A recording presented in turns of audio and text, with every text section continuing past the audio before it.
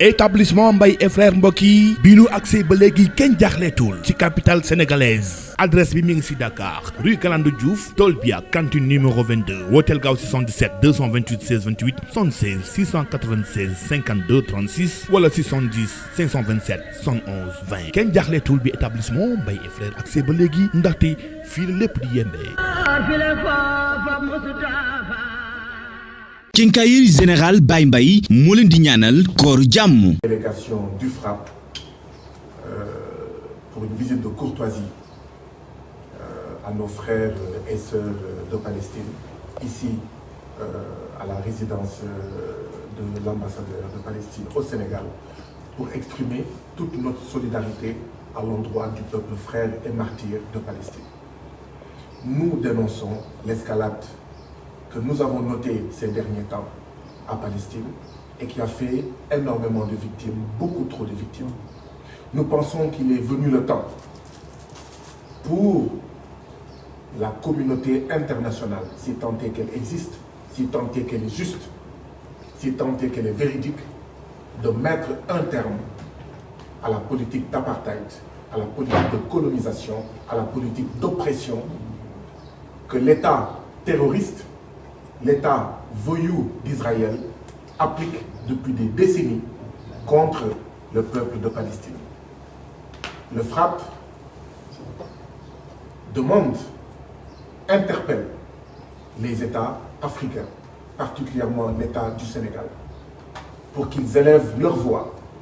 contre cette oppression, contre cette colonisation, contre cet impérialisme que l'État d'Israël applique contre ce peuple frère de Palestine. Le FRAPP n'acceptera jamais, ne cautionnera jamais le plan d'une Palestine sans les Palestiniens. De la même manière que certains rêvent d'une Afrique sans les Africains, depuis des décennies, ce que l'État sioniste d'Israël applique, c'est une politique dont l'objectif est d'avoir une Palestine sans les Palestiniens. Et cela n'est pas acceptable. Nous sommes venus témoigner de notre solidarité, de notre ferme solidarité à l'endroit du peuple frère de Palestine contre la politique impérialiste d'Israël, mais pour demander aussi fortement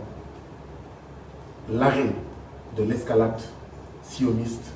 que nous avons noté ces derniers jours en Israël. C'est l'occasion aussi d'interpeller les Africains,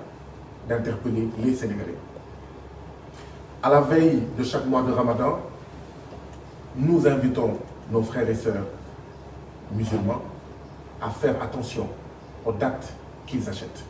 Parce qu'il y a des dates israéliennes. Il y a des dates qui sont cultivées dans des territoires colonisés, dans des territoires occupés. Et nous devons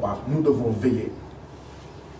aux dates et aux produits en général que nous consommons. Parce que consommer ces dates sionistes, consommer ces dates issues de l'occupation palestinienne par l'État israélien, c'est quelque part être complice, c'est quelque part soutenir l'occupation de la Palestine par Israël. Et au-delà des dates, nous pensons que l'un des meilleurs soutiens que nous pouvons apporter aux frères martyrs de Palestine, c'est aussi de frapper là où ça fait mal, c'est-à-dire le porte-monnaie de cet État voulu qu'est l'État israélien. En quoi faisant? En veillant à ne pas consommer israélien. Et nous en profitons pour faire bien la différence entre le peuple frère d'Israël et l'État israélien. Parce que le peuple frère israélien est une chose, l'État israélien qui est utilisé pour martyriser, pour opprimer le peuple palestinien est une autre chose. Et nous dénonçons, nous attaquons, nous critiquons l'État impérialiste israélien. Nous voulons également attirer l'attention des Sénégalais sur la posture de l'État d'Israël ici au Sénégal. Depuis quelque temps, nous avons vu une offensive israélienne consistant à acheter des moutons, consistant à acheter des bœufs, consistant à faire du social pour essayer de corrompre la presse, pour essayer de corrompre des religieux sénégalais, pour essayer d'avoir à ses côtés, à leur côté, eux, sionistes,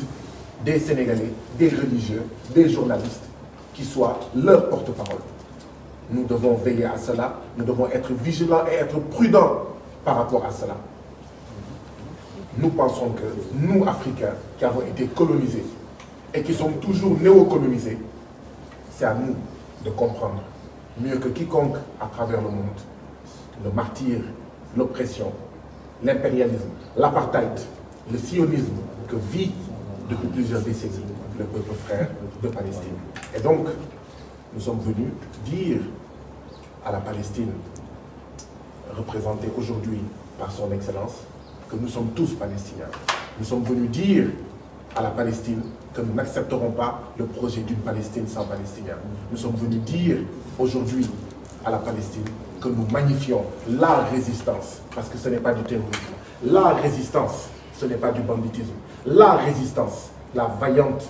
résistance du peuple frère palestinien. Palestine vivra, Palestine vaincra, et nous serons à leur côté jusqu'à la victoire. dañoo ñëwoon fii tey ñun waa FRAPP ngir dajeek suñu mbokk palestinien ñëw fii ndaxte lu war la ci ñun ñii waa FRAPP ñi nga xam ne dañuy xeex nooteel suñu tur di ngeen ci dégg anti-impérialisme maanaam ku bañ nooteel nooteel bi ñuy xeex nag nooteel bi ñuy dàkk nag du rek nooteel bi nga xam ne moom la ñuy nootee askanu Sénégal wala askanu Afrique waaye bépp nooteel bi nga xam ne moom la ñuy nootee bépp askan bu nekk ci àddina bi te askanu Palestine dafa nekk askan boo xam ne ñu ngi koy noot askanu Palestine dafa nekk askan moo xam ne état Israël da koy noot te loolu du dëgg du yoon dafa jot nag askan yi nekk ci àddina si yëpp dafa jot nag état yi nekk ci àddina si sëpp ñu wax état Israël dafa doy ñu wax état Israël ça suffit ñu wax état d'Israël ëpp na et que li nga nekkee mooy taxawaay bi nga xam ne moom la tubaab yooyu amoon fële ci Afrique du Sud ci jamono apartheid état Israël état apartheid la état Israël état impérialiste la état Israël état boo xam ne day noot suñu mbokk yi nga xam ne ñoom ñooy suñu mbokk Palestine jàppale bi nga xam ne moo la ñuy jàppale askanu Palestine diine lalu ko xeet lalu ko waasoo lalu ko li ko lal mooy Israël dafa dugg ci suufu jàmbur Israël dafa dugg ci réewu jàmbur ba ko aakimoo di ko aakimoo ndànk-ndànk li ko lal mooy mënuñu nangu d'accorduñu ci Palestine boo xam ne dootul amati palestinien te loolu mooy tànku Israël moo tax tamit ñu bëgg a wax ak suñu mbokk Sénégal ak suñu mbokk Afrique dañu moytu bu baax a baax dañu moytu ndaxte dañuy bëgg a gëmloo ne état Israël day fayu déedéet li am kay mooy Palestine mooy fayu ndaxte Israël moo dugg moo envahir li nga xam ne moom mooy Palestine Israël mësul fayu Israël dafa dugg foo xam ne waru faa dugg Israël dafa dem ci suuf soo xam ne du suufam donc waa Palestine ñoom ñooy fayu waa Palestine ñoom ñooy fexe ba seen moomeel delluwaat ci seen suuf seen moomeel delluwaat ci seen réew waaye tamit nañu moytu guerre bi nga xam ne waa Israël ñu ngi koy jéem a guerre maanaam presse bi ñu ngi koy jéem a guerre suñu kilifa diine yi ñu ngi koy jéem a guerre suñu yenn mbootaay yi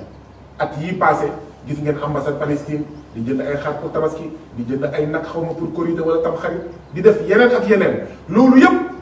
pour am ay sénégalais ñu leen di waxal loolu yëpp pour am ñoo xam ne waaw dootuñu waxati dëgg waaye dañuy wax ngir njëriñu état bu Israël fekk ne dëgg bi mooy état Israël moom moo tooñ état Israël dafa war a jóge état Israël dafa war a may suñu maanaam ndaxte kat Yasser Arafat mës na bañ a dem ci benn ndaje États-Unis ngir ndaje Union africaine. Je viens de rappeler que du temps de Yasser Arafat, il a eu à décliner, à refuser d'aller à une rencontre aux États-Unis, préférant aller à une rencontre de l'Union africaine. À l'époque, c'était OUA. Et donc, ñun africains, ñun ñi nga xam ne dund nañ apartheid,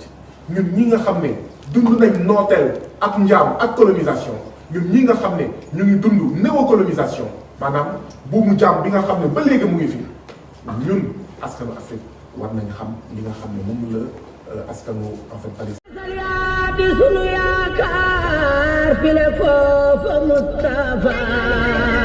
établissement Mbaye et frères mbokk yi bi nu accès ba léegi kenn jaaxleetul ci capitale sénégalaise adresse bi mi ngi ci Dakar rue Galandou Diouf Tolbia cantine numéro 22 wooteel gaaw 77 228 16 28 76 696 52 36 wala 70 527 71 20 kenn jaaxleetul bi établissement Mbaye et frères accès ba léegi ndaxte fii la lépp di yembee.